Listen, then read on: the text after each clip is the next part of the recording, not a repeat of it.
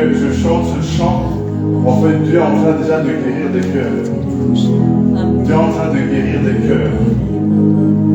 Des cœurs qui ont été martyrisés durant la semaine. Des cœurs qui ont été oppressés durant la semaine. Et Dieu est en train de guérir les cœurs à travers ce chant. À travers ce chant, Dieu est en train de guérir les cœurs. Il est en train d'apaiser les cœurs. Dieu a calmé la tempête qui est dans ton cœur.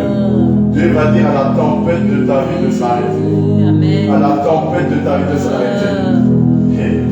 La tempête de ta vie va commencer à s'arrêter. Apaise les cœurs, Jésus. Apaise les cœurs. Apaise les cœurs, Jésus. Apaise les cœurs. Apaise les cœurs, Jésus.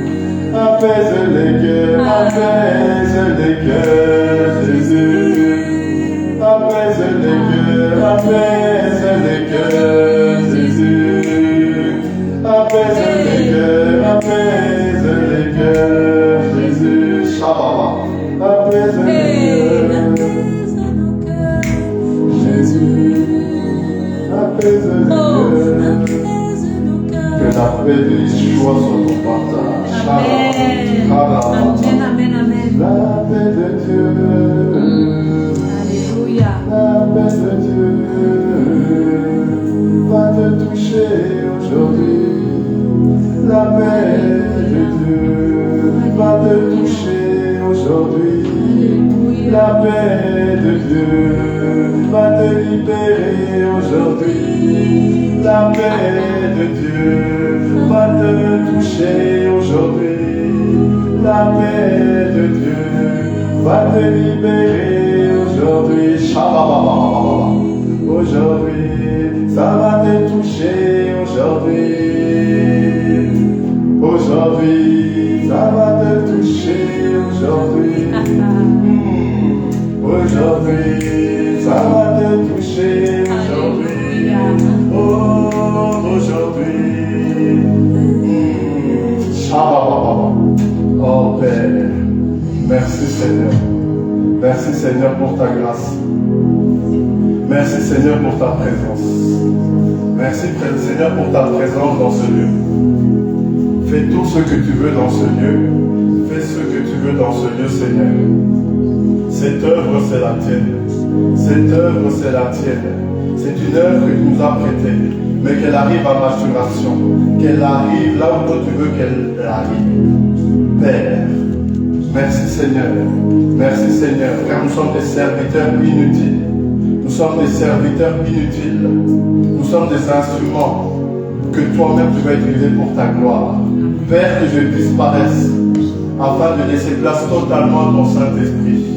Père, utilise ma bouche, mes yeux, mes oreilles pour faire ce que tu veux. Utilise mes mains pour faire ce que tu veux. Que cette parole pénètre un cœur aujourd'hui. Que cette parole libère une vie aujourd'hui. Que cette parole change la manière de vivre de quelqu'un aujourd'hui. Que cette parole fortifie quelqu'un qui était abattu aujourd'hui. Que cette parole restaure une vie aujourd'hui. Que cette parole tombe en bonne terre. Que cette parole tombe en bonne terre. Que cette parole tombe en bonne terre, Père. Que cette parole tombe en bonne terre. Dans le nom puissant de Jésus. Amen, amen, amen. Est-ce qu'on peut acclamer Seigneur? Non, mais ton acclamation là est bizarre. Tu dois convaincre. Tu dois bien l'acclamer. Le roi des rois là, il faut l'acclamer comme il faut. Il y a une manière d'acclamer les présidents. Il y a un homme, là un être, qu'on appelle Jésus de Nazareth. Le président des présidents, le roi des rois, la star des stars. L'étoile brillante de ce matin. On vous a trop parlé d'étoiles brillantes. Je vous aime le jour. Les étoiles brillantes, les étoiles à Hollywood. Mais laisse-moi te dire, il y a une étoile qui brille plus que toutes les étoiles mondiales. Quelle étoile? Cette étoile-là qui scintille en permanence, qui fasse jour, qui fasse nuit. Cette étoile scintille au point où Hérode a marqué, il y a quelque chose dans le monde spirituel qui se passe. parlait d'une étoile. Et les mages ont commencé à suivre l'étoile. Pourtant, les mages étaient des sorciers. Ils étaient dans l'obscurité. Mais l'étoile brillante du matin scintillait tellement, brillait tellement que là, ça perturbe mon esprit. Là, ça perturbe ma vie. Là, ça perturbe mon environnement. Je dois suivre cette étoile. Au point où ils sont arrivés à Bethléem. Bethléem. Ils sont arrivés dans une étable. Hein? Ils avaient été envoyés par un bandit qu'on appelle Hérode, qui était l'image de Satan. Ils ont été, mais patatras, quand ils sont arrivés, ils ont vu l'étoile au-dessus de l'étable. Et quand ils sont rentrés, ma gueule, il y a des endroits quand tu rentres, ta vie change. Yeah. Ah non, tu m'as pas compris. Il y a des endroits là où tu mets le pas, ta vie change. Amen. Ils ont mis le doigt dans l'étable. Il y a étable et étable. Dans cette étable, il y avait quelqu'un qui porte le nom le plus glorieux, le nom qui dérange le monde des ténèbres. Et quand ils sont rentrés là, ils ont dit, hey, il est. Là, j'ai vu quelque chose que je n'ai encore jamais vu. Là, j'ai vu quelque chose que je n'ai encore jamais vu. C'est pas un simple bébé, c'est pas un simple enfant. Il y a enfant et enfant. Il y a bébé et bébé. Il y a étoile et étoile. Ils sont rentrés là, fichés. Ils sont restés de marbre. Ils ont dit, waouh, cet enfant dégageait une onction terrible. Au point où ils se sont dit, hey, il y a un bandit là qui nous a envoyés ici pour une mission. Mais le problème c'est quoi? C'est qu'il y avait quelqu'un qui priait tellement. Il n'avait pas eu besoin de parler. Rien que ses pleurs. Il y a des pleurs qui changent des destinées. Il y a des pleurs qui changent des destinées. Parce que ces pleurs, c'était une préfiguration des cris à la croix. Oh, est-ce que je peux parler? Amen. Les pleurs là, quand ils sont rentrés dans l'étable, l'enfant a commencé à pleurer. Mais ces pleurs, c'était une préfiguration de son cri à la croix. À la croix. À la croix. Et les mages n'avaient pas encore vu prophète, la croix. Mais en esprit, parce que c'était des personnes qui étaient dans l'esprit. Ils ont vu le sacrifice de la croix quand ils ont vu Christ dans l'étable. C'est pour ça qu'avant que Jésus-Christ meure à la croix, ils ont changé de voie, ils ont changé de direction. Parce qu'ils ont vu en esprit qui il était. Ils ont vu en esprit le sacrifice de la croix qu'elle a eu. Jésus de Nazareth, l'être le plus beau. Amen. Toi, tu crois que tu sais parler. Depuis quand tu sais parler? Ah non, moi je sais parler. Mais nul homme n'a parlé comme cet homme. Nul homme. Ah non, moi je sais draguer. Tu sais draguer quoi? Oui, nous a dragué avec sa parole. Tu sais draguer qui? Toi. Amen. Voilà, lover. Ah, Lova. Quel Lova? Moi je vous ai toujours dit, et je vous le répéterai, il y a un seul mystère Lova. Jésus de Nazareth. Amen. On l'appelle la pierre angulaire. Dieu est amour. Amen. Et son amour là remplit tous les compartiments de ton cœur. Amen.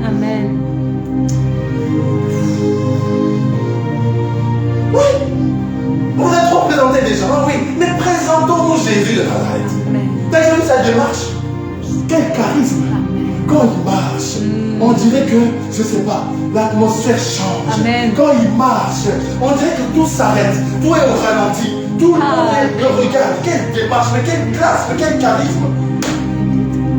Et quand il marche, sa robe touche le sol, elle frotte le sol,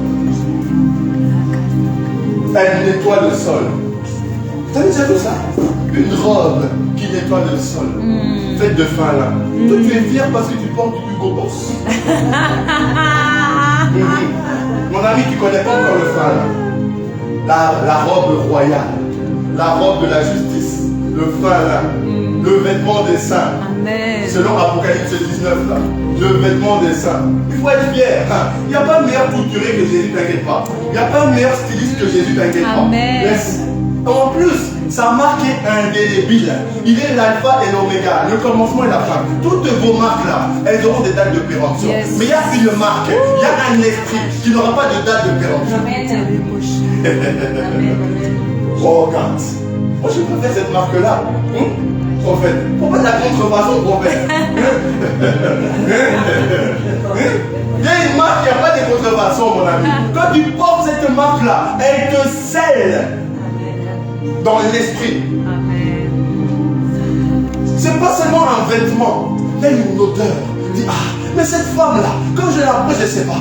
Il est bizarre. Je ne comprends pas. Il est bizarre. Il y a une odeur de bon parfum autour de lui. Il amène quelque chose. C'est comme quand tu viens saler la nourriture. Là. Tu amènes quelque chose de spécial. Là. Amen.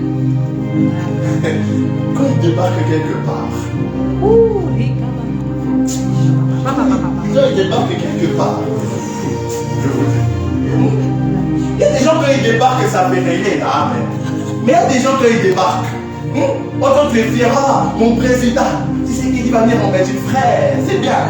Mais laisse-moi te dire, quand le roi débarque, c'est autre chose. C'est autre chose. C'est autre chose. Parce que tu sais qui dit, tu vas lui faire, oh, de loin. Avec le respect, gloire à Dieu. Mais il y a quelqu'un qui va lui faire ça de loin. Tu n'as même pas. Au moment où tu mets déjà ton bras, tu as déjà. Amen. Oh, au moment où il lève déjà les bras, tu lèves les bras, tu as déjà vu. Parce que la Bible dit, dans Psaume 33, 13, que les yeux de l'Éternel ont les yeux fixés sur les fils d'hommes et parcourent toute la terre. Mais c'est ton président, président, préso, c'est bien. Mais lui ne te calcule pas. Lui il calcule ses affaires, il calcule sa poche. Vérité. Pour beaucoup. Vérité. Mais il y en a un là, il est mort pour toi à la croix. Il y en a un là, quand tu ne le calculais pas, quand je ne le calculais pas, que j'allais en boîte de nuit, j'allais avec des femmes, que j'ai dormi au cachot, il m'a calculé, il m'a retiré, pendant que les gens me jugeaient, lui m'a relevé. Et c'est à cet être-là que je préfère faire confiance. Parce que c'est une valeur sûre. Amen. Ah non, moi j'ai un gars sûr, frère, Jésus c'est mon gars sûr. Comme disent les jeunes d'aujourd'hui. Jésus c'est mon gars sûr, prophète. Parce qu'il y a des gens, quand tu les as dans ton équipe, tu sais que tu vas gagner. Ah, tu m'as pas entendu. Amen. Il y a des joueurs, là, quand tu les as dans ton équipe, tu sais que tu vas gagner le match.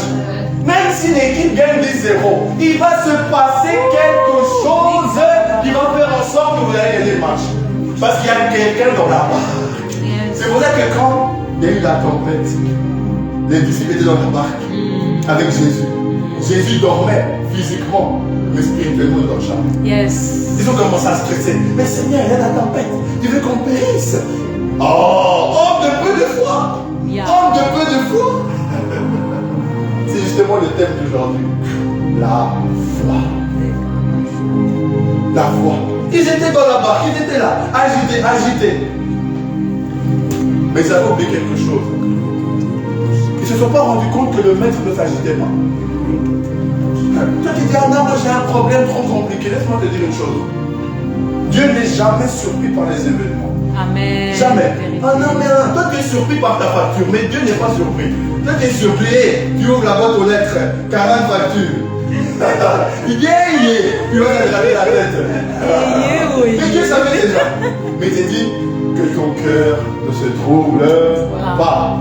Ici on perturbe les gens avec des factures, avec des mauvaises nouvelles matin, midi, soir. Parfois tu es là, parfois c'est spirituel en fait. Il y a des factures qui sortent de nulle part. Et parfois on t'envoie 2-3 rappels. Et tu te dis, bah attends, mais cette facture je l'ai déjà appelée. Et puis, qu'est-ce qui se passe? Tu appelles l'hôpital. Oh non, effectivement, on a eu une erreur. Amen. Il y a eu une erreur. Ah bon, une erreur? Une erreur. Donc la facture que tu as déjà payé 20 €, ça allait monter à 400 € à cause de votre erreur. Erreur satanique. Il y a des erreurs sataniques pour te perturber. Il y a des erreurs sataniques. God, la foi. La foi, les amis. C'est le thème d'aujourd'hui, la foi. La foi. On va prendre un passage. La foi. Merci Esprit de Dieu. Merci Père. La foi. Hébreux 11, verset 1. Hébreux 11, verset 1.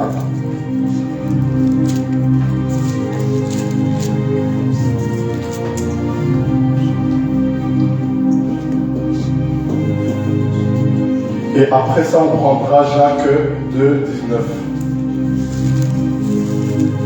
La foi. La foi. La base de l'évangile. La foi. La foi. Ok. Merci Père. Hébreux 11, 1.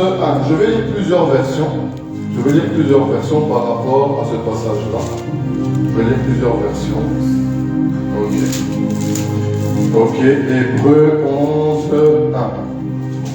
Or, la foi est une ferme assurance des choses qu'on espère et une démonstration de celles qu'on ne voit pas. Je répète.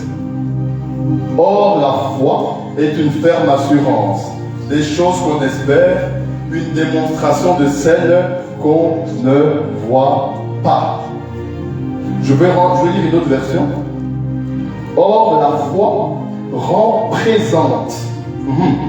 Or, la foi rend présente les choses qu'on espère et une démonstration de celles qu'on ne voit pas. Je vais lire une troisième version concernant le même passage.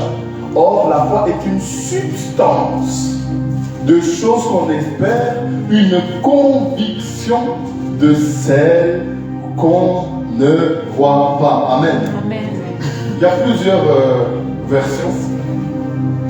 Et la Bible nous fait comprendre que la foi, c'est vraiment une ferme assurance. Ou d'autres passages que j'ai lus, substance. Et quand vous regardez dans le mot en grec, en fait, vous voyez que ce mot-là, c'est pour dire en fait quelque chose. En fait, c'est une fondation. C'est une fondation sur laquelle tu bâtis ta vie. C'est une fondation sur laquelle tu bâtis ta vie. Comme par exemple dans Matthieu 7, 24, on parle de fait de mettre la parole en pratique. Quand tu entends les paroles que tu les mets en pratique, tu es semblable à un homme prudent qui a bâti sa maison sur le roc. Sur le roc. La foi, qui vient du mot pistis, qui veut dire conviction de la vérité. Je répète, la foi, ça vient du mot grec pistis, qui veut dire conviction de la vérité. Le fait d'avoir confiance en quelque chose ou quelqu'un, c'est la foi. La foi. Il faut savoir qu'il y a différents types de foi. Ça, je vais développer après. Je veux parler des différents types de foi. Je veux parler des œuvres de la foi. Je veux parler des ennemis de la foi. Je veux parler de ces choses-là aujourd'hui. Amen. Amen. On va parler de ces choses-là. Parce qu'il est important quand on parle de la foi de parler des ennemis de la foi afin de pouvoir les localiser et les contrecarrer. Amen. Amen. Amen, amen. Amen.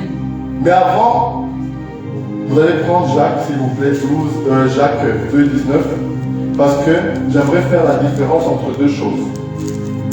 Entre la foi et la croyance. C'est deux choses différentes. J'aimerais bien faire la différence entre la foi et la croyance. Ok. Je vous ai défini la foi, c'est la conviction de la vérité. Ça vient de pistis. Le fait d'avoir confiance en quelque chose ou quelqu'un. Maintenant, je vais vous définir la croyance et après, je vais aller dans Jacques 2, verset 19. La croyance, c'est le fait de reconnaître l'existence d'un fait ou d'un événement. Cela est basé sur l'intelligence et l'adhésion intellectuelle. Je répète. La croyance, c'est le fait de reconnaître l'existence d'un fait ou d'un événement. Cela est basé sur l'intelligence, l'adhésion intellectuelle. Vous allez comprendre pourquoi je vous dis ça. Retenez bien, c'est différent de la foi. Jacques 2, 19. Ok. Tu crois qu'il n'y a qu'un Dieu. Tu fais bien. Ah, les démons le croient aussi. Et ils tremblent. Tu crois qu'il n'y a qu'un Dieu. Tu fais bien. Les démons le croient aussi. Et ils tremblent. Amen. Amen. Ok. Là, je vais faire un parallèle entre la foi et la croyance. Je vous ai dit que la croyance était une adhésion intellectuelle. C'est le fait de croire à un fait, à un événement ou à quelqu'un. Et ici, Jacques, notre frère Jacques, qui nous a précédés, il nous fait comprendre que les démons croyaient. Les démons croient, même pas croyaient, ils croient. Ils croient qu'il y a un seul Dieu. Ah, donc toi tu dis, oui je crois en Dieu. Frère, tu es au même étage que les démons. Aïe. Aïe. Est-ce que je peux parler? Yes. Quand tu dis c'est pas, je crois en Dieu, tu es au même étage que les démons. Ce n'est pas assez. Pourquoi? Parce que les démons, ils sont déjà à l'état spirituel de Dieu. Parce que les démons avant c'était des anges. Ils ont été rejetés. Donc ils savent qui est Dieu. Donc ils croient, oui, effectivement, il y a un seul Dieu, il s'appelle Jésus, il s'appelle Yahweh, donc ils le croient. Ils le croient. Mais tu te dis, oui, non, moi je crois à Dieu. C'est bien, mais c'est pas assez. C'est pas assez. Tout le monde peut dire ça. Yes. Oui, je crois que Joe Biden, c'est le président des États-Unis. Mais est-ce que j'ai foi en lui? Est-ce que j'ai foi en ce qu'il dit? Est-ce que je pourrais l'inviter à manger à la maison? C'est ça, voilà. Est-ce que je pourrais le faire garder mes enfants? C'est autre chose, hein? Ah ouais, il y a une différence. Yes. En fait, la croyance, il y a une distance. Il y a une certaine distance. Tandis que la foi, il y a une proximité. La croyance, c'est le début. C'est le rez-de-chaussée. Mais la foi, ça te permet d'aller, de grimper, de gravir les échelons, d'aller dans d'autres étages. Si je veux dire d'aller dans d'autres cieux. La croyance te laisse au rez-de-chaussée. Le rez-de-chaussée, c'est le nouveau tout le monde est. Tout le monde est au rez-de-chaussée. On est tous au niveau de la terre. Mais maintenant, la foi, elle te permet de gravir les échelons. Ah non, moi je crois. C'est vrai que vous avez entendu beaucoup de gens, oui, moi je crois en Dieu. Oui. Mais creusez un peu, regardez un peu leur vie. Ils n'ont pas d'intimité. Ils n'ont pas ce petit truc, cette petite flamme. Oui, je crois que Jésus est Dieu. Oui, je crois que Dieu existe. Mais ils n'ont pas cette flamme. Ils n'ont pas cette flamme. En fait, c'est simple. Derrière la croyance, les actes ne suivent pas. Derrière la foi, les actes suivent. Vous allez comprendre pourquoi je vous dis ça. Yes. Regardez Jacques 2, 19. Maintenant, on va remonter. On va remonter. Au verset 17. Ok. Verset 17. De même aussi la foi. Si elle n'a pas les œuvres, elle est quoi? Elle est morte. Elle est morte. Ça veut dire que la foi prophète, ça engendre automatiquement les œuvres. Tandis que la croyance, ça te fige. Ça te laisse dans la même position. Tu restes positionné au même endroit. En fait, la foi prophète te fait sortir de ta zone de confort. La croyance, elle te laisse au même endroit. Yes. Vérité. Vous voyez la différence? Amen. C'est vraiment important de comprendre ces choses-là avant que j'aille dans les 3 types de foi. La croyance. Beaucoup de gens disent, moi je crois. Tu crois, mais tu fais quoi en fait? Tu fais quoi? Et même les œuvres là. Bon. Éphésiens, merci Seigneur. Éphésiens 2, merci Saint-Esprit. Éphésiens 2, 8. Éphésiens 2, 8. Ne te vante pas des œuvres. Je te dis déjà à l'avance. Éphésiens 2, 8, 9. Éphésiens 2, 8, 9. Parce qu'on dit que la foi, c'est les œuvres. Mais la foi sans les œuvres est morte. Donc on va voir quelles œuvres. Je vais juste tourner puis je vais revenir après dessus. Éphésiens 2, 8, 9. Car vous êtes sauvés par la grâce, par la foi. Et cela ne vient pas de vous. Oh, vous savez de qui? De Dieu. Donc de Dieu. C'est le don de Dieu, non pas par les œuvres afin que personne ne se glorifie. Mais attendez, est-ce que Paul a contredit ce que Jacques a dit avant? Non. C'est juste que quoi? C'est que la foi te fait rentrer dans les œuvres que Dieu avait déjà préparées d'avance pour toi. Donc ne demande pas, oui, moi, je chasse les démons. Frère, c'était des œuvres préparées depuis l'éternité passée. Tu demandes de quoi? Ah oui, j'ai parlé à ma grand-mère, elle a dit oui à Jésus. C'est bien, mais c'était déjà écrit. C'était déjà préparé quelque part dans le calendrier céleste. C'est juste que par la foi, tu rentres dedans. Parce que Dieu, il dit, j'ai préparé l'avance. Je vous ai prédestiné. Romains 8, 28, 29 par là. Et toi, quand tu marches dans la foi, tu rentres dans les projets que Dieu avait déjà préparés d'avance. Donc quand les gens disent, je suis chrétien, je fais ce que je veux, il ne faut pas demander à Dieu assis pour ça. Mais mon ami, tu es à côté de la plaque. Tu es à côté de la plaque. Parce que Dieu a tracé un chemin. Mais pour que tu saches le chemin qu'il faut emprunter, il faut que tu lui demandes. Mais si toi tu empruntes un chemin sans lui demander, parce qu'il y a aussi le chemin de Satan. Il y a aussi le chemin de la chair. Il y a aussi le chemin de la croyance. Mais le chemin de la croyance t'amène nulle part. Il t'amène au même niveau que les démons. Je répète encore, ça peut te choquer. Mais si tu es seulement croyant, tu es au même niveau que les démons. Et on connaît tous la fin des démons. On peut se faire de ça. On connaît tous la fin des démons. Si tu dis, ah non, moi j'y crois, tu restes comme ça, tu crois. Frère, les démons vont te manger. Les sorciers vont te manger. Mais si tu dis, c'est vrai que le premier pas, c'est là. Le premier pas, j'ai cru. Maintenant, je dois creuser un peu plus loin. C'est vrai qu'il a dit, si tu crois au Seigneur Jésus, toi et toute ta famille sera sauvée. Mais ça ne s'arrête pas là. Ça, c'est la première étape, en fait. Il ne faut pas s'arrêter là. Et puis, Dieu est un Dieu n'est pas un Dieu de surface.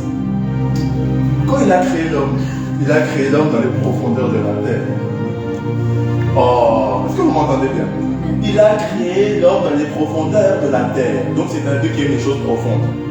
Quand on parle de fond, on parle de choses profondes.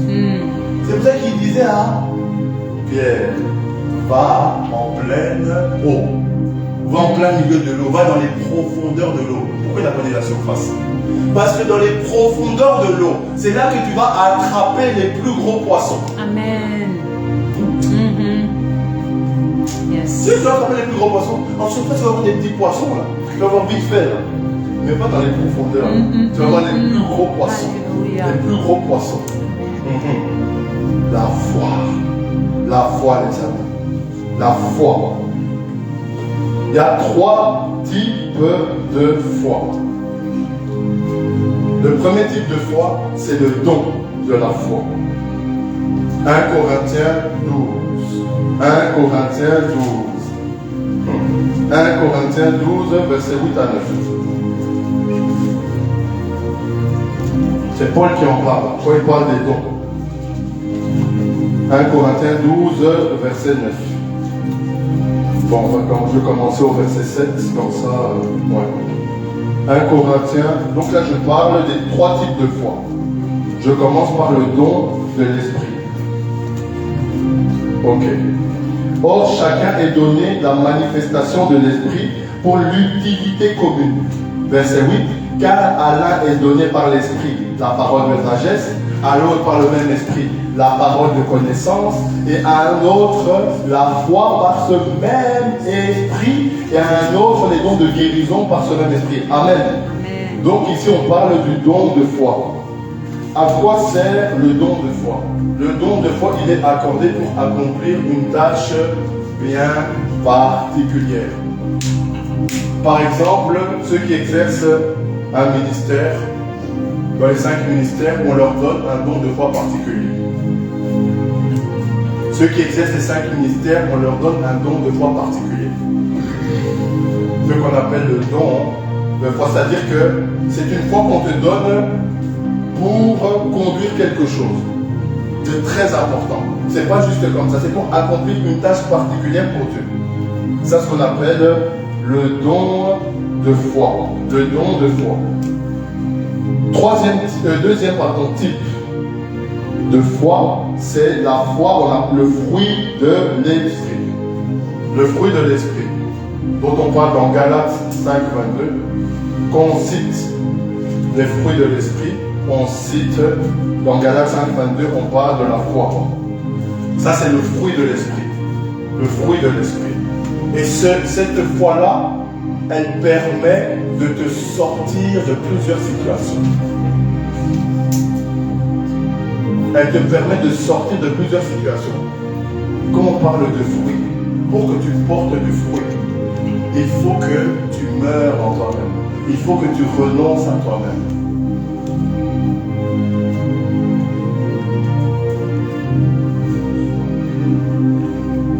Donc là, quand on parle du fruit de l'esprit, ça te sort de plusieurs situations. C'est la foi qui te sort de plusieurs situations dramatiques.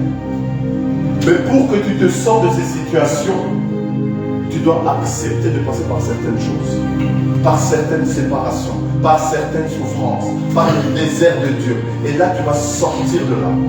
Ça te façonne, ça te travaille, ça te taille, ça fait mal. Il y a des cris, il y a des pleurs, il y a des souffrances, il y a des abandons, il y a des trahisons. Mais quand tu sors de là, tu sors de là avec un fruit. Ça, c'est le fruit de la foi. Le fruit de l'esprit, la foi. Elle sauve. Et puis, Galates 1, 22 à 24. Donc j'avais dit le premier c'est le don de foi. Après j'ai dit le fruit. Le fruit. Et maintenant c'est l'évangile. Regardez ce que Paul nous dit dans le livre des Galates. Dans le livre des Galates. Amen. Galates 1, versets 22 à 24. Ok. Or, j'étais inconnu de visage aux églises de Judée qui sont en Christ, mais elles avaient seulement entendu dire: celui qui autrefois nous persécutait annonce maintenant quoi? La foi qui détruisait autrefois. Et elle glorifiait Dieu à cause de moi. Ah, vous voyez, le troisième type de foi, c'est l'évangile, tout simplement. C'est l'évangile, tout simplement. C'est lié à la sainte doctrine. C'est lié à la sainte doctrine. Donc, le premier, c'est le don de foi. Le deuxième, c'est le fruit de l'esprit, le fruit de la foi. Et le troisième, c'est tout simplement l'évangile. Comme il est redit ici dans Galates 1, 22 à 24. Il faut savoir une chose, c'est que ne pas avoir la foi, pour Dieu, c'est un péché. Manquer de foi, pour Dieu, c'est un péché. Même si on n'ose pas le dire. Manquer de foi, c'est un péché. Parce que quand tu manques de foi, ça te fige. Ça bloque ce que le Saint-Esprit peut faire, vouloir faire. C'est important d'avoir la foi. La Bible a dit: ne marchez pas par la vue, de Corinthiens 5, 7, mais par la foi. En fait, quand on dit ne pas marcher par la vue, mais par la foi, la foi, c'est une vue. Mais c'est une vue du Saint-Esprit. C'est une vue céleste. C'est une vue qui vient d'en haut. C'est la vue de Dieu. C'est la manière de voir de Dieu par rapport à ta situation, par rapport à ce que tu traverses. Mais quand on parle de la vue terrestre, c'est par rapport à tout ce que tu vois. Mais le truc, c'est quoi? C'est que la vérité de Christ va au-dessus de la réalité que tu traverses. Amen. La vue de Dieu est plus importante que ta vue. Yes. Parce que ta vue est tronquée à cause du péché d'Adam et Ève, à cause des soucis, à cause des troubles, à cause des doutes. Donc ta vue est troublée. Donc tu as besoin d'une vue qui vient d'en haut, d'une vue panoramique, d'une vue céleste. Yes. Yes. Tu as besoin de passer par l'opticien qu'on appelle Jésus. Hein? Tu as besoin de passer par l'opticien qu'on appelle Jésus. Paul avait des soucis de vue. Il a dit: ah, j'aurais percé mes yeux. Il a même demandé à des disciples: si je pouvais voir vos yeux, là dans Galates 4, 19. Il avait des soucis de vue, Paul. Mais quand il a été touché, vous avez oublié qu'il était aveugle de 3 jours. 3 jours, 3 nuits. Il était jusqu'à Ananias. Mais le truc, c'est quoi? C'est que sa vue physique a baissé, prophète, mais sa vue spirituelle a augmenté. Yes. Yes. Quand tu diminues les choses de la chair, automatiquement les choses de l'esprit commencent à augmenter dans ta vie. Amen. Il faut qu'il croisse et que je diminue. Diminue ta manière de voir les choses.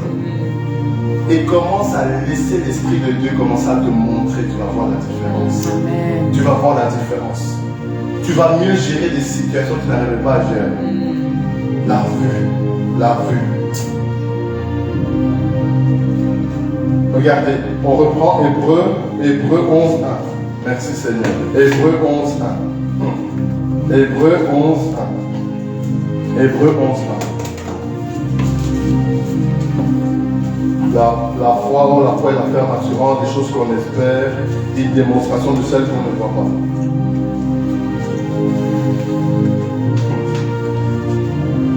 Regardez. Définis donc pour redire quelques principes de la foi par rapport à ce passage-là. Première chose, c'est la fondation des choses qu'on espère. La fondation des choses qu'on espère. Donc ça veut dire quoi? Ta foi là, tu dois avoir une base.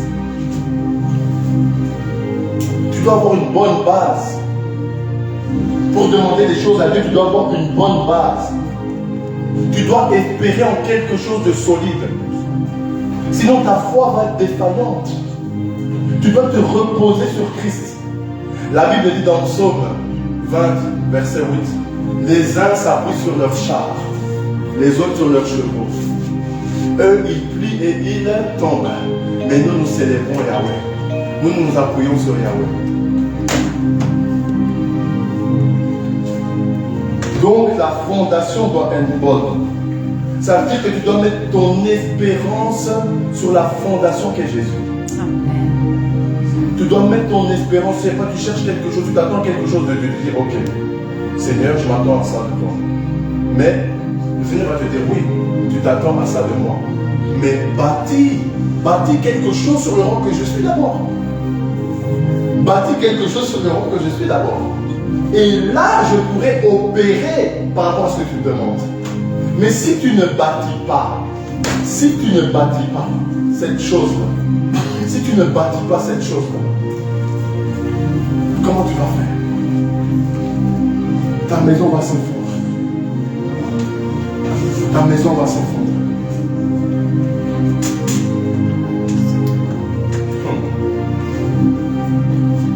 Une autre chose. C'est lui qui donne la matière aux choses qu'on espère. Ok. Dieu est le créateur. Il a tout créé. Donc ce que tu lui demandes, il a ça en stock. Tu n'as pas compris. Ce que tu demandes à Dieu, il a ça en stock. Il a ça en stock. Tu vas chercher qui y croit encore. Comme Ésaïe 30 dit, vous êtes descendu en Égypte pour aller trouver des solutions. Pourquoi tu vas en Égypte pour trouver la solution? Or que c'est Dieu qui donne. Qu'est-ce que tu vas faire là? Hein? Pourquoi tu retournes chez Pharaon? Ésaïe 30, verset 1 à 2. Pourquoi tu retournes là-bas chez Pharaon? Tu retournes aller chercher des choses dans le monde. Tu recherches des solutions mondaines. Oh non, mais ça coince un peu, frère. C'est pas parce que ça coince que Dieu n'est pas là. Dieu travaille ta patience. Dieu travaille ta persévérance. Dieu travaille ta foi. Eh oui. Oh non, non, ça n'arrive pas. Frère, quand une fois commencé, toi, ça arrive directement. Ou ça prend 9 mois.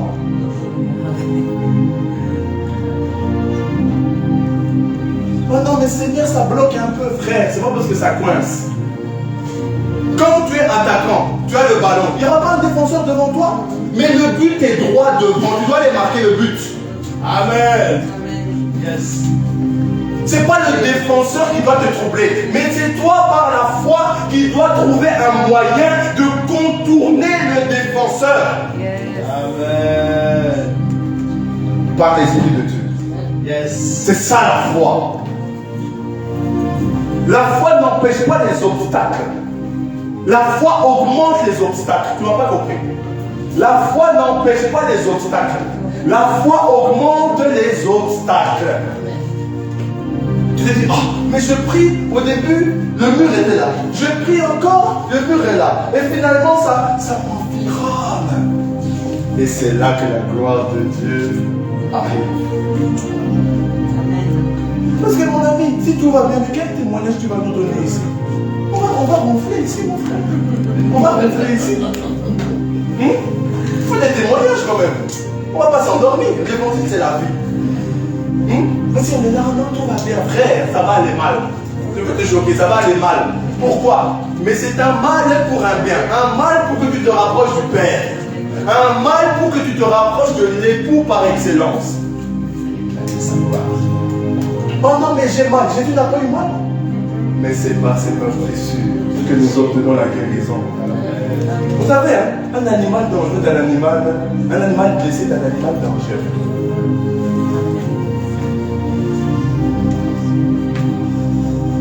Oh non, mais j'ai été blessé, frère, tu étais blessé, mais t'inquiète pas, ton sang va commencer à coaguler à cause du sacrifice de Jésus. Ton sang va commencer à coaguler, la croûte là va commencer à apparaître. La foi, les amis, il faut la foi. Amen. La foi. Vous savez, hein, il y a des miracles qui dépendent de la foi. Ok, Habakkuk. Habakkuk 2.4. Habakkuk 2.4 et puis Hébreux 10.38. Habakkuk 2.4. Ah, merci Seigneur. Merci Père. Père, augmente la foi de quelqu'un aujourd'hui. Amen. Comme tes disciples l'ont dit dans Luc 17.5. Augmente notre foi. Augmente la foi de quelqu'un aujourd'hui, Père. Augmente la foi de quelqu'un aujourd'hui. Ok. Habakkuk 2.4. Après je prends Hébreux 10.38. Habakkuk 2.4. Voici l'âme de celui qui s'élève n'est pas droite en lui, mais le juste vivra par sa foi. Le juste vivra par sa foi. Donc l'une des qualités du juste, c'est quoi? C'est de vivre par sa foi. L'une des caractéristiques d'un juste, c'est de vivre par la foi. La marque de fabrique d'un juste, c'est sa foi. C'est sa foi. Et regardez, quand on utilise le verbe ici, vivre, c'est profond, parce que ça vient du mot Zao. Zao, c'est vivre de manière consacrée. C'est vivre, mais tu es consacré, tu as consacré ta vie. C'est Zao en grec. Ça veut dire consacré. Tu as consacré ta vie au Seigneur. Ça veut dire quand tu as la foi, tu consacres ta vie au Seigneur. Tu consacres ta manière de vivre à la foi biblique, à la foi céleste, à la foi de Jésus. C'est très important. Il y a des miracles qui ne vont pas dépendre forcément de tes prières, mais qui vont dépendre de ta foi. Parfois, il y a des situations où Dieu ne va pas te dire prie. Il va te dire, mon ami, sors de chez toi, regarde à droite. Frère, ne réfléchis pas, sors de chez toi, regarde à droite. Oh, et là tu croises un ami que tu n'as pas croisé depuis 10 ans. Oh, la foi. La foi. La foi. Il y a des choses là que tu veux dans ta vie. Ça dépend de ta foi. De ta foi. Je veux parler de plusieurs choses qui font naître la foi. C'est très important. Parce que ta foi doit grandir. Mais il y a des choses qui font naître ta foi. Ok. 1 Corinthiens 2, 4, 5. 1 Corinthiens 2, 4, 5.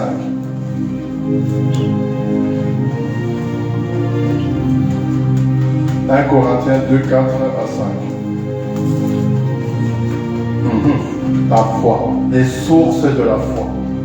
Je veux juste parler de 3 sources de la foi. Les sources de la foi. Ok, 1 Corinthiens 2, 4, 5. Ok.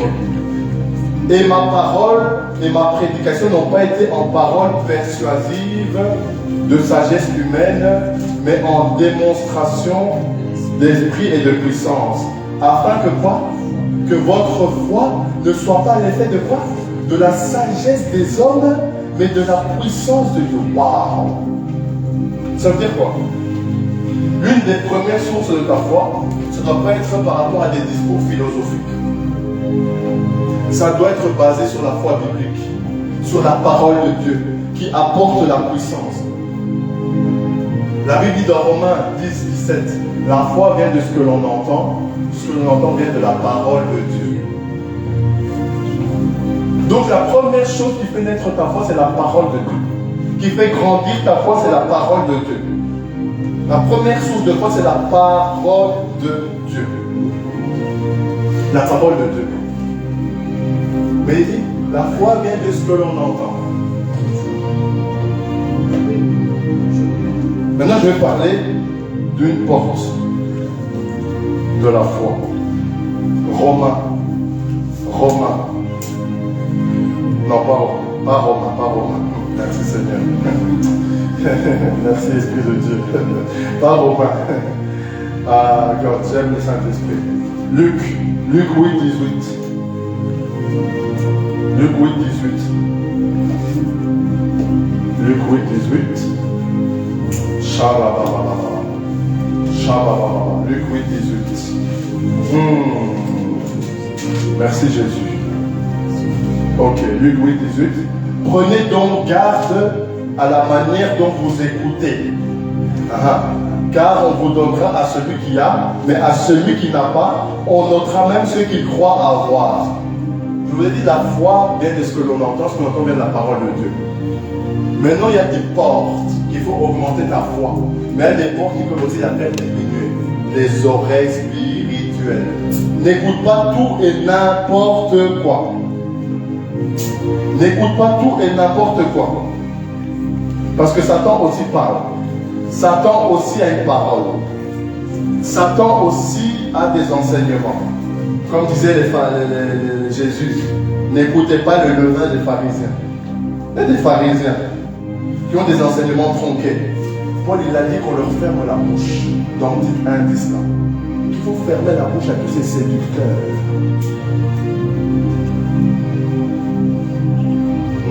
Tous ces réfractaires qui connaissent un verset biblique, qui font des vidéos sur YouTube. Je crois que c'est ça la parole de Dieu. On va parler. Il y a des choses à changer dans le corps de Christ. Regardez. Hébreux 4. Hébreux 4, 2. Donc là, je parle des oreilles spirituelles. L'oreille. Ton oreille est une porte. N'écoute pas n'importe quoi, n'importe qui. Un prophète là, qui vient de Shanghai, il t'appelle avec un numéro bizarre, un numéro interminaire. Il dit Amen, Amen, c'est un prophète, frère. Frère.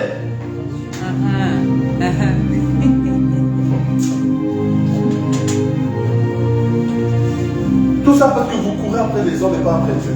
C'est ça le problème. Cours après Jésus, lui-même il va te dire c'est mon fils. Elle, c'est ma fille. C'est ça la parole. Comment je suis venu dans ce ministère? Est-ce que quelqu'un m'a parlé? Oh non, il faut aller voir le prophète David Mabeta. Je ne savais pas qu'il était prophète. Mais un jour, j'ai prié dans ma chambre. Quelques jours après, je suis descendu dans le métro. J'allais quelque part. Je vois des écrits en blanc apparaître. Parce que j'avais vu, qu'est-ce qui s'est passé? J'avais prié, j'avais été sur Facebook, après j'avais vu une affiche. Je dis, je le connais, il est prophète. Et moi, je questionnais Dieu. J'arrive dans le métro, je m'assois, je m'arrête. Je vois des écriteaux en blanc qui apparaissent devant moi, comme je vous vois, comme ça passait comme ça. Il était dit David Mabeta 2. Oui. Le Seigneur lui-même a attesté que c'est son fils. On n'a pas eu besoin de nous, je sais. Vous pouvez me dire ce que vous voulez, je sais. Dieu m'a parlé, on m'a parlé dans le métro, je sais. La foi. Parce que je cherchais Dieu. Et Dieu m'a conduit là où il voulait me placer. Mais si je courais après un prophète, j'allais tomber sur un ganga. J'allais tomber sur un sorcier. Oh God. Bon, Hébreux 4, verset 2. Hébreux 4, verset 2. Regardez l'importance des oreilles spirituelles. Je vous ai dit, prenez garde de la manière dont vous écoutez Luc 8, 18. Regardez le verset 4, verset 2 dans Hébreux 4. Car il nous a été évangélisé aussi bien qu'à eux. Aha. Il nous a été évangélisé aussi bien à eux. Regardez le problème. Mais la parole qu'ils entendirent ne leur servit de rien. Pourquoi? Parce qu'elle n'était pas mêlée à la foi dans ceux qui l'entendirent. Ils entendaient des choses, mais ils n'avaient pas mêlé la foi à ce qu'ils entendaient. Du coup, ça ne produisait rien. Tu peux entendre la parole de Dieu, mais il faut que tu mélanges ça dans une sauce avec la foi. Ce que tu entends là, tu dois assaisonner ça avec la foi. Afin qu'il y ait du bon goût, afin que tu vois du résultat dans ta vie. Si tu entends juste la parole, Jacques 1, il dit quoi? Jacques 1, 21, il dit quoi? Ne vous bornez pas d'écouter la parole seulement, mais mettez-la en pratique.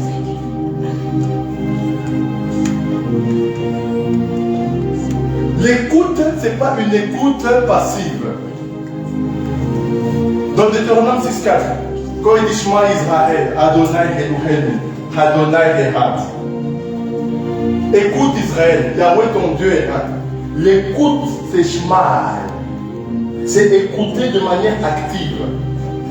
C'est tu écoutes, tu comprends et tu obéis. C'est ça la foi. Tu écoutes, tu comprends ce qu'on te dit et tu mets en application. C'est ça la foi. Mais il faut commencer par écouter des bonnes choses. Il faut écouter des bonnes choses. Matin, midi, soir, tu écoutes des choses qui te polluent l'esprit. C'est normal que tu vas manquer de foi. Des choses qui te polluent, des choses qui polluent tes oreilles. Toujours des gens qui te rabaissent. Toujours des gens qui te disent des choses bizarres. Tu ne vas pas y arriver. Dans ta famille, il y a des divorces. Dans ta famille, il y a la sorcellerie. Dans ta famille, il manque d'argent. Les nouveau-nés, ils meurent. En fait, tu n'entends que des choses qui nourrissent ton esprit de saleté. Et ça fait un mélange. Donc tu es mélangé. Tu ne sais pas. Ton cœur devient lourd. Ton cœur devient bizarre. Parce que là, il faut savoir que l'oreille, c'est une porte qui mène au cœur. Il faut savoir aussi que le cœur a des oreilles. Le cœur a des oreilles. Il faut savoir, le cœur a des oreilles. Amen, amen. Amen. Regardez les conséquences de la foi. Les conséquences de la foi. Les conséquences de la foi.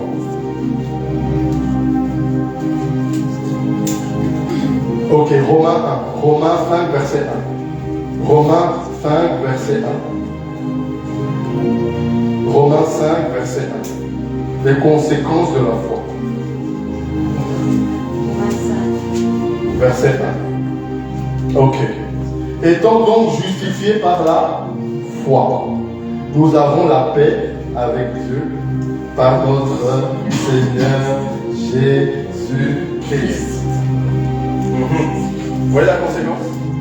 Justifiés par la foi, nous avons la paix avec Dieu par notre Seigneur Jésus-Christ. Tu es justifié. Quand tu as la foi en Jésus, tu es justifié par Dieu. Tu reçois son amour. Tu reçois sa paix. C'est important de comprendre ces choses-là. C'est vraiment important de comprendre ces choses-là. Maintenant, regardez. On va faire une comparaison entre le but de la foi et le but de la croyance. Vous allez voir qu'il y a vraiment une différence. Il y a vraiment une différence. Regardez. Le but de la foi. Le but de la foi. Regardez. 1 Pierre. Le but de la foi. Le vrai but de la foi. Et après, on va aller dans le but de la croyance. 1 Pierre 1.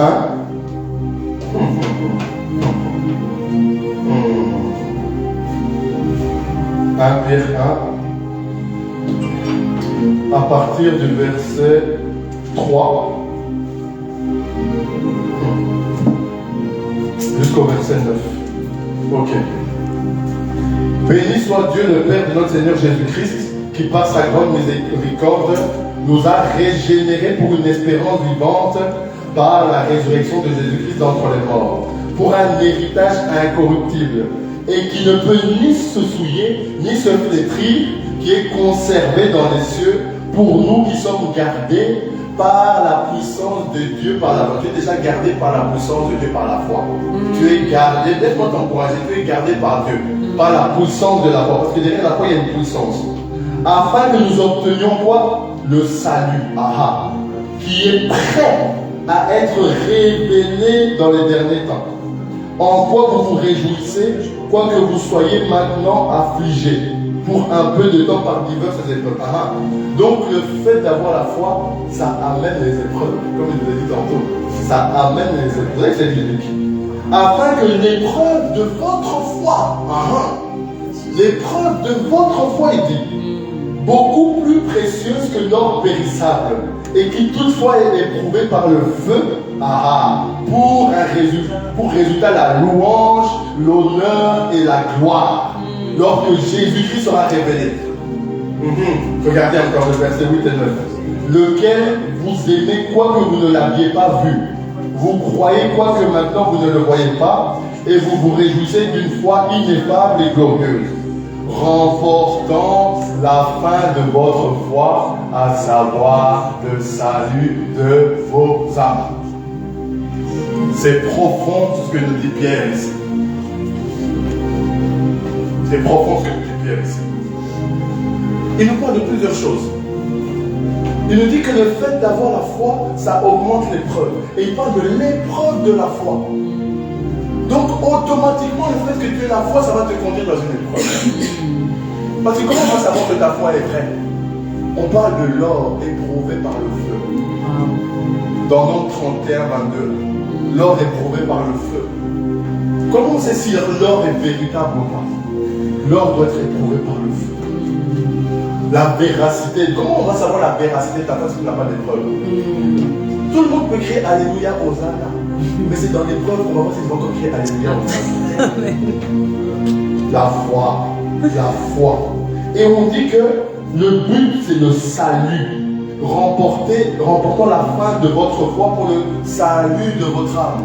Ça veut dire quoi? Le but de la foi véritable, c'est que les gens aillent au ciel. Si tu as la foi pour devenir milliardaire, tu t'es trompé d'adresse. Amen. Amen. Je vous dis, tu t'es trompé d'adresse, mon ami, parce que c'est pas ce que la parole me dit là. On parle du salut de l'âme. C'est ça qui doit produire ta foi. C'est ça qui doit être ta motivation. Après, le reste vient. Il a dit recherchez d'abord les choses d'en haut et tout vous sera donné par-dessus tout. Mais toi, tu fais le contraire. Tu recherches d'abord les choses d'en bas et puis tu regardes vers le haut. Non, mon ami, non. Non. Tu fais les choses à l'envers. C'est comme si tu marches en arrière comme ça. Non.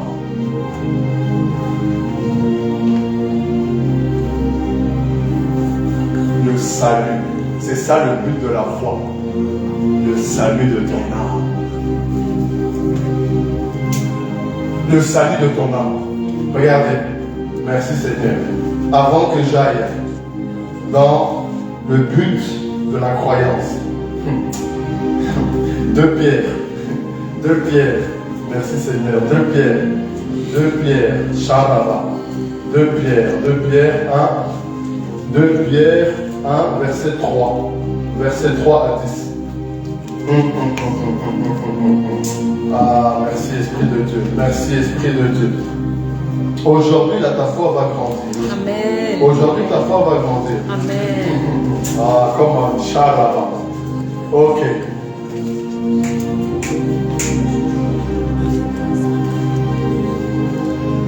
Ok, je vais commencer au verset 5.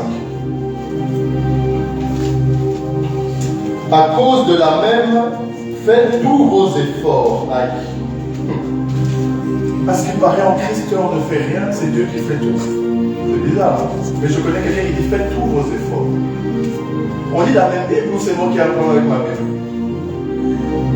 Faites tous vos efforts. Mon ami, Dieu est en Christ, il y a des efforts à faire. Oh non, mais Dieu a tout accompli. Frère, il y a des efforts à faire. À cause de la même fait tous vos efforts. Pourquoi? Pour fournir à votre foi. Aha. Proverbe 5 dit, bois l'eau de ta citerne. Mais quelle eau? L'eau de la parole. L'eau de la parole. Mais pour boire l'eau de la parole, tu dois d'abord être en contact avec la parole. Quand tu es en contact avec l'eau de ta parole, tu remplis ta citerne de l'eau de ta parole.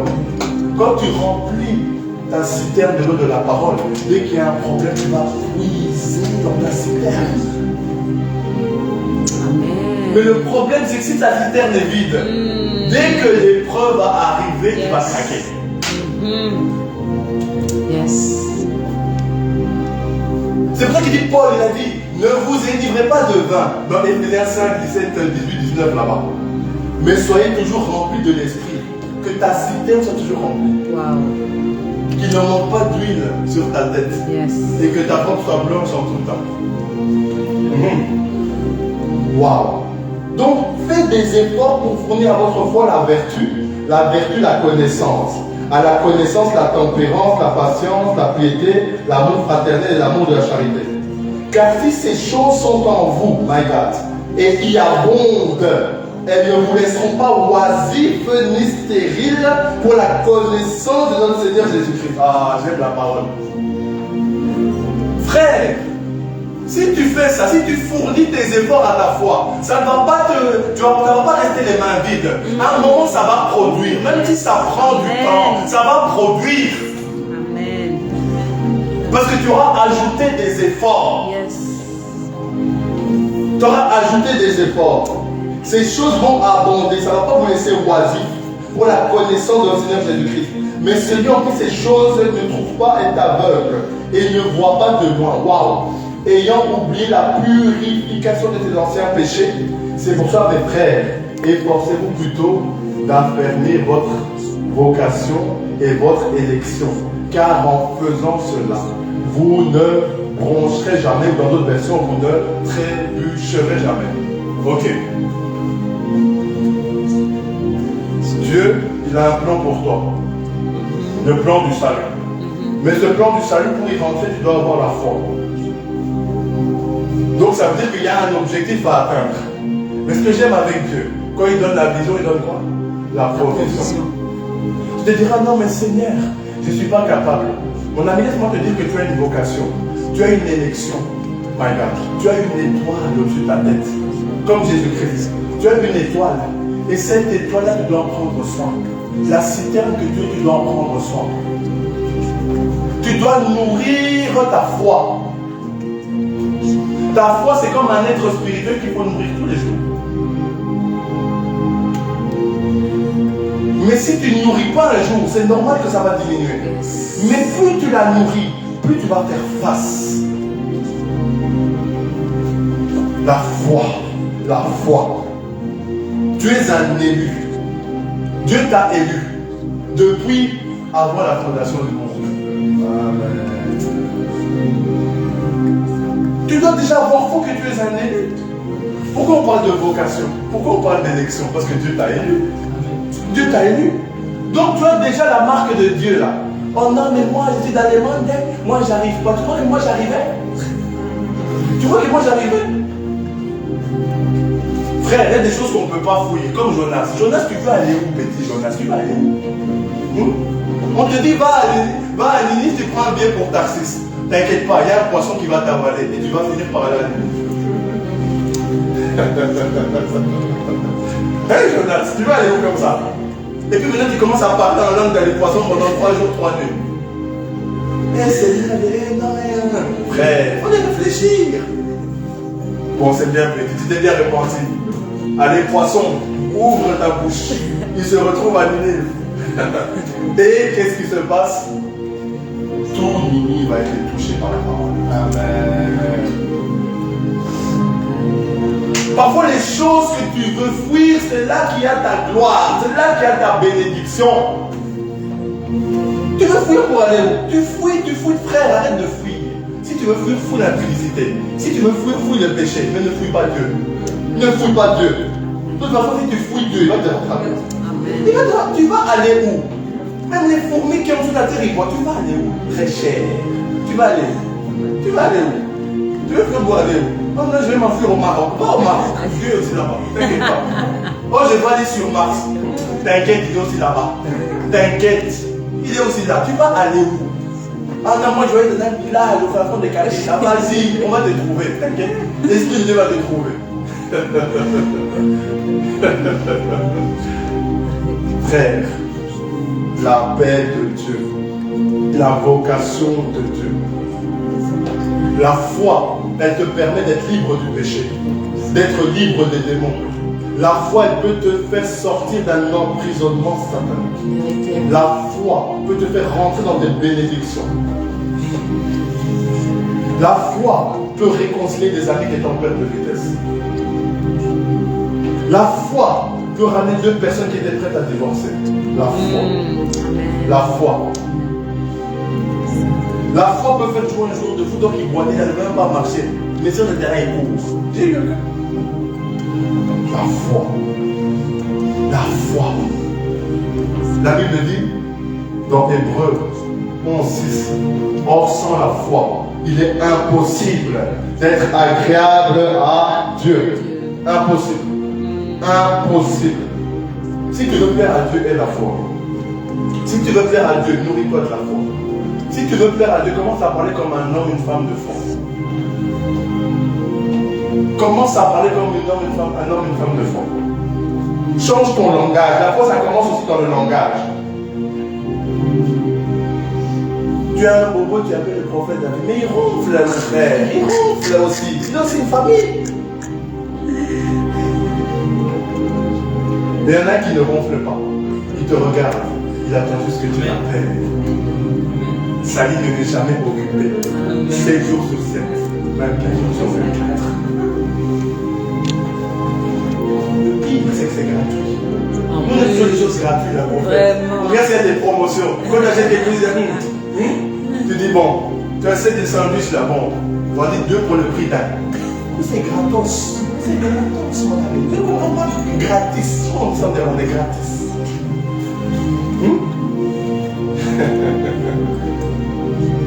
Jesus Christ. La foi. Il est la foi. Jésus-Christ est la foi. Regardez maintenant la croyance. Regardez le but de la croyance. Le but de la croyance. 1 Corinthiens 15. La croyance. La croyance. Ah, God.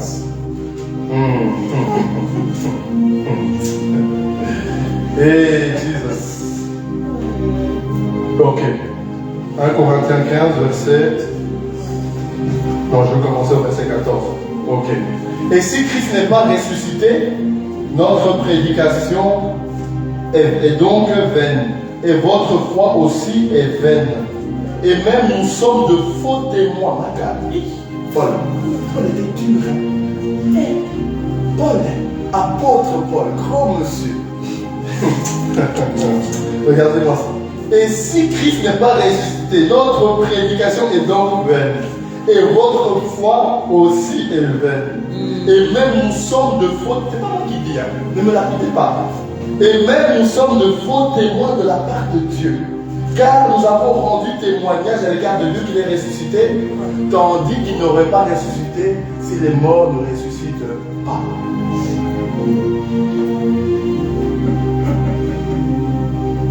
Les choses terrestres. Tu bases ta foi pour avoir les choses terrestres. Tu oublies Christ qui est ressuscité. Ce n'est pas le centre d'intérêt de ta foi. Ce n'est pas la pierre angulaire de ta foi. La pierre angulaire de ta foi, ce sont des biens terrestres. Mais comment veux-tu? Comment veux-tu? Bill Gates, il a des biens terrestres aussi. Il a des biens terrestres. Mais est-ce qu'il est sauvé? Il est sauvé. Non. Non. Tu cours après des choses futiles. Tu fais que courir. Je cours. Je dois travailler. Frère, tu fais que courir pour rien. Tu cours pour rien. Tu cours. Frère, tu vas te fatiguer. Romains 9, 15 dit ce n'est pas celui qui court. Tu cours pour aller où? Tu cours. Tu veux vois les gens, ils conduisent, ils sont pressés. Vous êtes pressés d'aller où en fait? Vérité. Moi je suis pressé de rentrer à la maison. Tu conduis la maison. Deux doigts faire un accident. Mais tu es pressé pour aller où?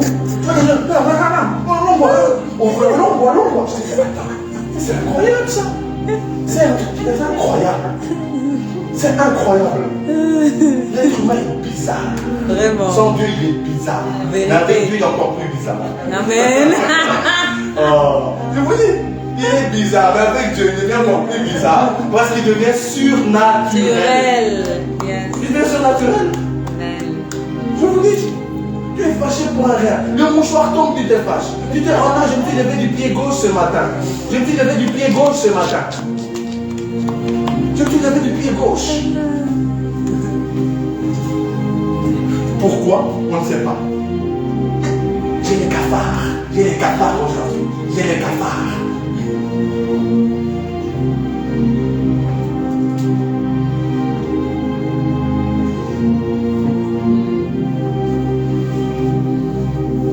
Vous voyez, la foi, les amis.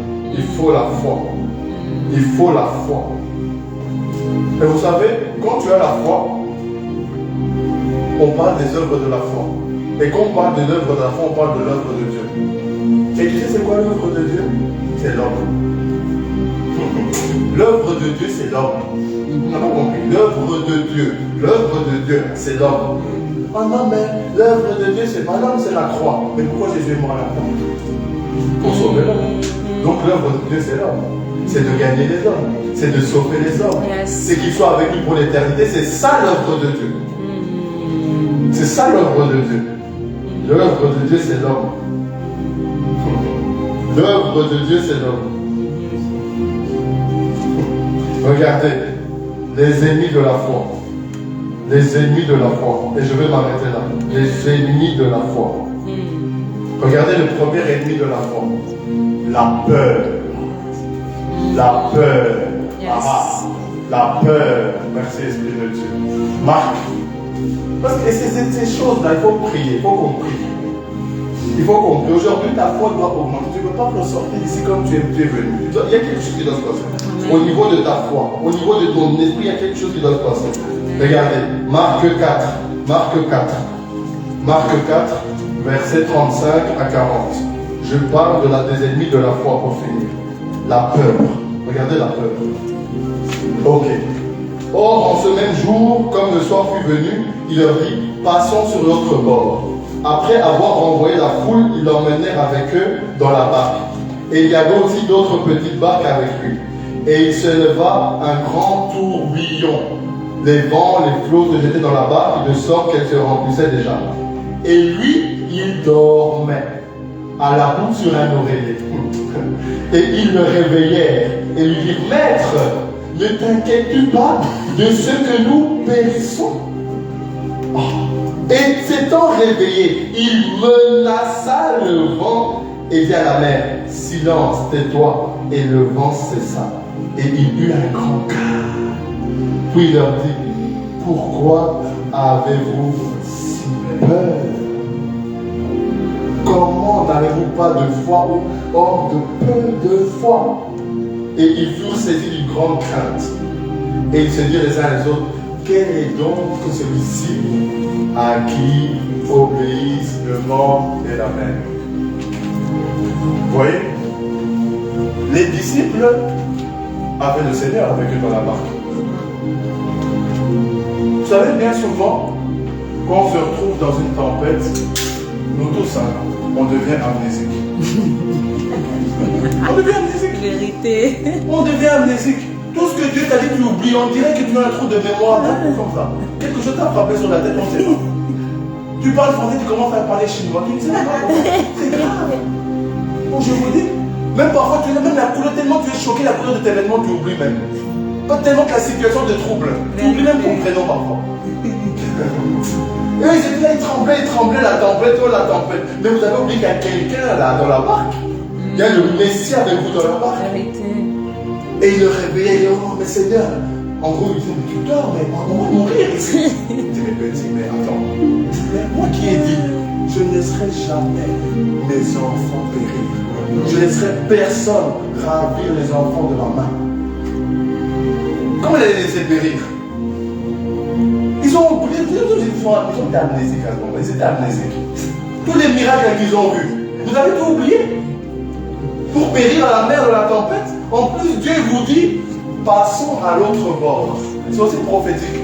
À chaque fois que Dieu te dit, voilà, je veux passer à autre chose avec toi, il y a toujours une épreuve qui accompagne. C'est vrai qu'on a dit passer à l'autre bord. Quelques temps après, il y a eu une épreuve qui est passée de la tempête. Amen. Si Dieu t'a dit, ah, tu vas trouver un boulot, tu dois passer par un chemin, une épreuve. Quand cette épreuve va passer, regarde, tu vas trouver quelque chose. Je parle à quelqu'un ici. Je parle à quelqu'un ici. Tu vas trouver là. Mais Dieu est en train de tailler quelque chose. Tu dois passer par la tempête. Parce que la tempête, elle te forme. La tempête, elle te forge. La tempête, elle te change, elle te transforme. Elle change de ta personne. Elle augmente ta foi. La tempête. La tempête. Oh mais Seigneur, on va mourir. Tu ne vas pas mourir. Tu as encore beaucoup d'années à vivre. Tu vas mourir pour aller où? Tu n'as pas fini ta mission. Tu n'as même pas fait 2%. Tu vas mourir pour aller où? N'oublie pas que tu es élu. Tu vas mourir pour aller où?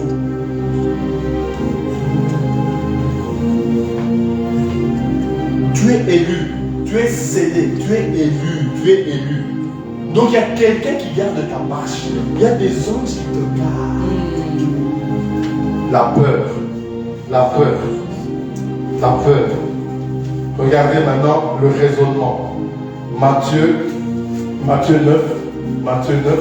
Merci Esprit de Dieu. Matthieu 9, 4. Matthieu 9, 4. À partir du verset 1. Matthieu 9, 4 à partir du verset 1. Alors, étant monté dans une barque, il traversa la mer et vint dans sa ville. Et voici, on lui présenta un paralytique couché sur un lit. Et Jésus, voyant leur foi, Jésus, voyant leur foi, dit au paralytique, prends courage, mon enfant, tes péchés te sont pardonnés. Et voici, quelques-uns des scribes disaient au-dedans d'eux, cet homme blasphème. Jésus, connaissant leurs pensées, leur dit, pourquoi avez-vous des mauvaises pensées dans le cœur? Vous voyez, le raisonnement, les mauvaises pensées sont des ennemis de la foi. Ça peut t'empêcher de voir la bénédiction de Dieu. Parfois, tu peux voir des choses que tu ne comprends pas. Mon ami, ce n'est pas parce que tu ne comprends pas que Dieu n'est pas derrière. Dieu ne s'arrête pas à ton intelligence.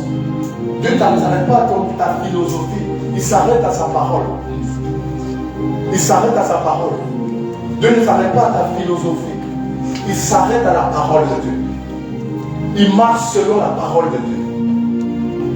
Raisonner, ce n'est pas toujours mauvais. Si tu raisonnes avec l'aide de l'esprit, c'est différent. Mais si tu raisonnes selon la chair, il y a des raisonnements célestes et des raisonnements terrestres. Voilà pourquoi on parle de la sagesse céleste et de la sagesse diabolique. Il y a des choses, parfois tu te dis, bon, qu'est-ce que je pourrais faire? Par exemple, quand on parle dans Luc 14, 25, on dit, pour bâtir une tour, il faut faire quoi? Il faut calculer la dépense. Là, tu raisonnes, là, tu réfléchis. Mais là, c'est un bon raisonnement. Parce que tu t'assois, tu réfléchis, tu mets un plan, tu construis ton business, tu fais un business plan. Ça, tu raisonnes, tu réfléchis. Ça, c'est bon. Mais quand Dieu te dit fais un truc, tu raisonnes pendant 4 heures. Appelle le frère. Oh, tu raisonnes. Appelle le frère. Tu raisonnes pendant 1 mois. Appelle le frère. 2 mois, 3 mois. Appelle le frère. Une fois, il y a une personne, il y a quelques années, je vais appeler. J'étais ici, non, mais Seigneur, au fait, je tapinais mon pain dans la cuisine, avec du beurre. J'avais le couteau en main, écoutez-moi bien. J'avais le couteau en main. Je dis, mais Seigneur, la personne ne répond pas. Appelle-la. Oh non, mais appelle-la. Non, mais Seigneur, appelle-la. Oui, non, mais appelle-la. Les amis, je vous ai déjà dit qu'une voix audible de la cuisine. J'arrive même plus à tartiner mon pain. Ma main faisait ça. Oh, le couteau est comme je dis, bon, c'est bon, Seigneur, j'ai appelé. Dès que j'ai appelé, ça sonnait une fois, la personne avait répondu. Mais j'étais là dans les raisonnements, non, elle ne va pas répondre. Frère, comme tu parles. Il y en a, là, il voulait pêcher des poissons toute la nuit. Mais Seigneur, j'ai pêché les poissons durant toute la nuit. Et j'ai attrapé aucun poisson. Mais n'ayant Néanmoins, sur ta parole, ça va fonctionner. Vous savez pourquoi? Parce qu'il a péché quand? La nuit. Donc il ne pouvait pas voir convenablement. En plus, il a péché sans Jésus. Mais dans le monde spirituel, Jésus, on l'appelle aussi le jour. Donc il avait besoin du jour pour voir. Et quand il a fait appel au jour, il a commencé à pêcher les poissons, tellement de poissons que le filet s'est rompu.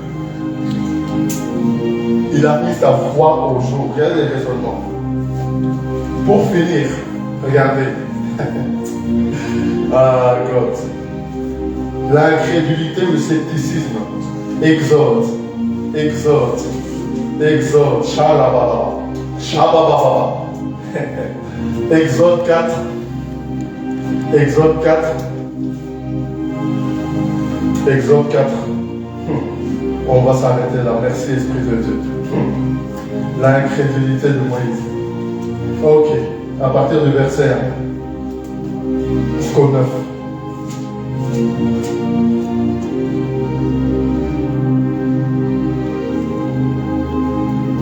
Et Moïse répondit et dit, voici, ils ne me croiront pas et n'obéiront pas à ma parole, car ils diront, Yahweh ne t'est point apparu.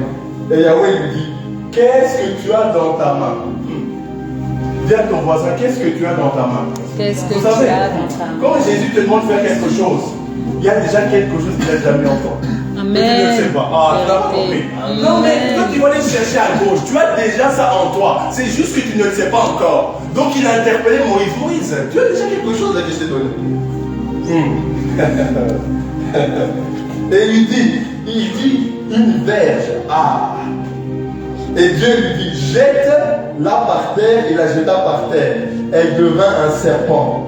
Et Moïse s'enfuit de devant lui. Et Yahweh dit à Moïse, étends ta main et saisit sa queue.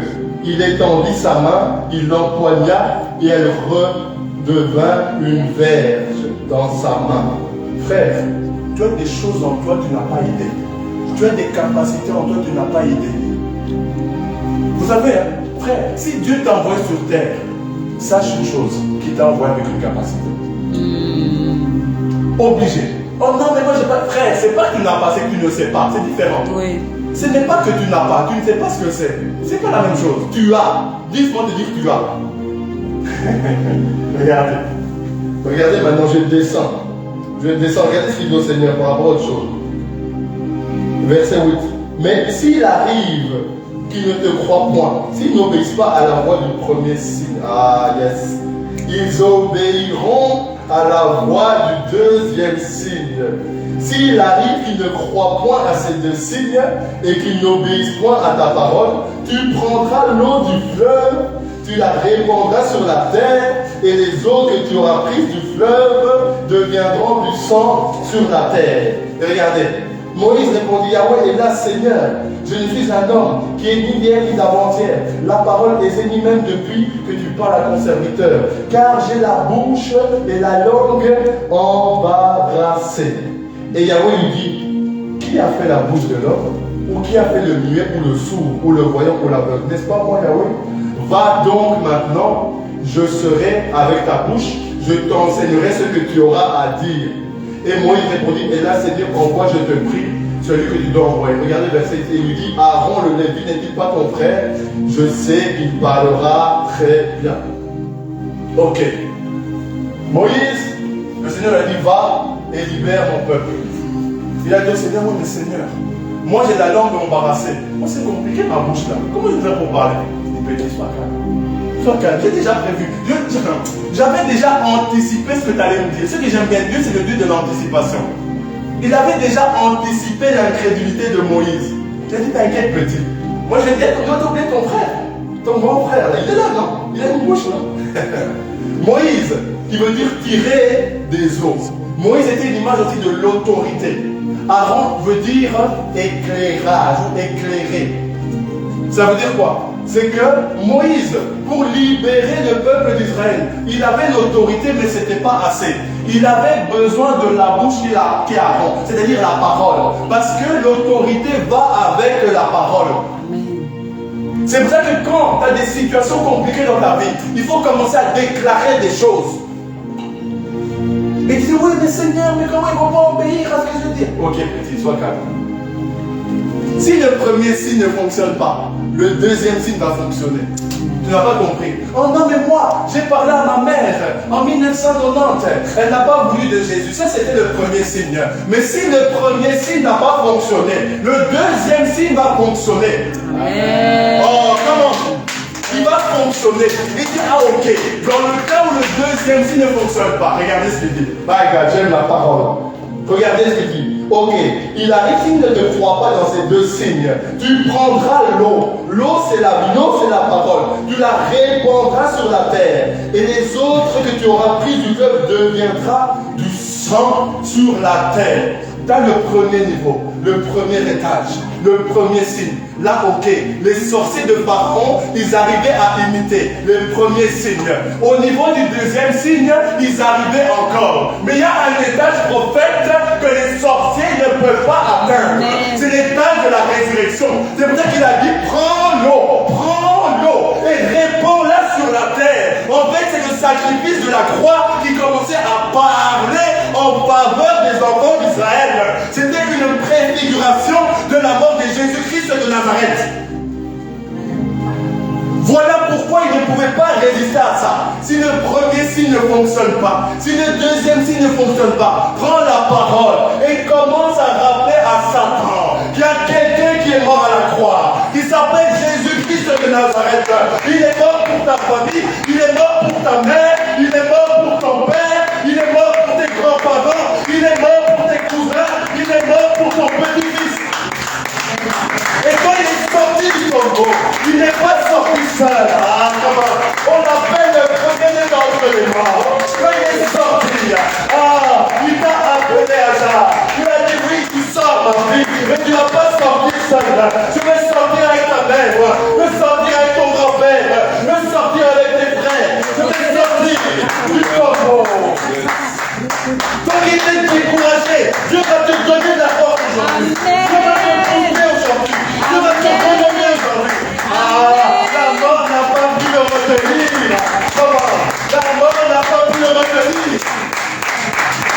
Quand tu devais mourir avec ma mère dans un incendie, la mort avait toqué à notre porte, mais pas ta.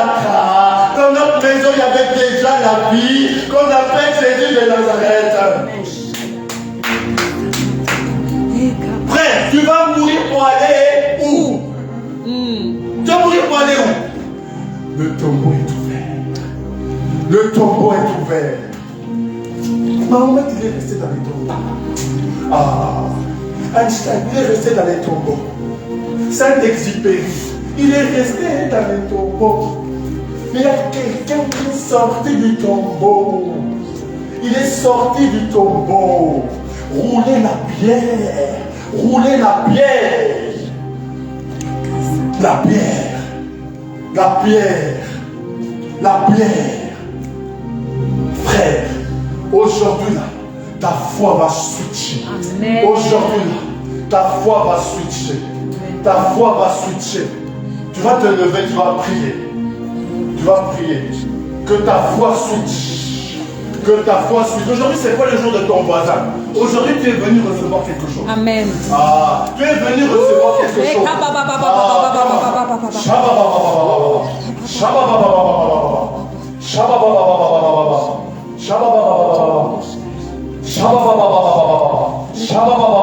Commence à prier. Commence à prier. Commence à prier. Prie avec foi. Prie de manière différente. Prie avec